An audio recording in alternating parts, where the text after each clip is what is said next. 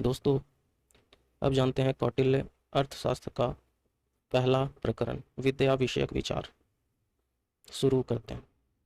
दर्शन शास्त्र अनविंशकी, तीनों वेद को त्रयी कहते हैं।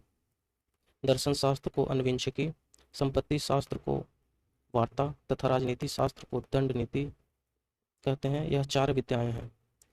मनु संप्रदाय के विद्वान अंतिम तीन को ही विद्या समझते हैं। जो कि तीन है, अंतिम तीन राजनीति शास्त्र, संपत्ति शास्त्र और तीनों वेद। और अनविंशकी या दर्शन शास्त्र को तीनों वेद का एक भाग प्रकट करते हैं। बृहस्पति मतानुयायी केवल अंतिम दो ही को विद्या मानते हैं और कहते हैं कि तीनों वेद तो दुनियादार लोगों के लिए आजीविका का सहारा है।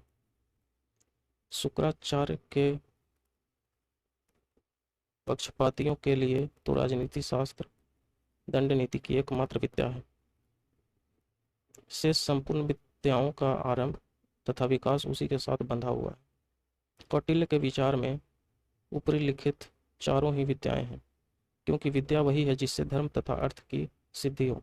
सांख्य, योग तथा लोकायत नास्तिक दर्शन शास्त्र के ही अंतर्गत है।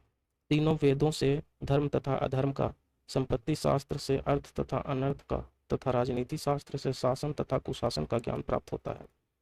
ऊपरी लिखित चारों विद्याओं की प्रधानता तथा अप्रधानता पर भिन्न भिन्न हेतुओं के विचार करने वाला दर्शन शास्त्र सदा से ही सब विद्याओं का प्रकाशक, दीपक, सब कर्मों का साधक तथा सब धर्मों का आश्रय है और यही संसार का उपकार करता है। सुख दुख में बुद्धि को स्थिर रखता है, दूरदर्शिता, स्पष्ट वादिता तथा कर्मण्यता को बढ़ाता है।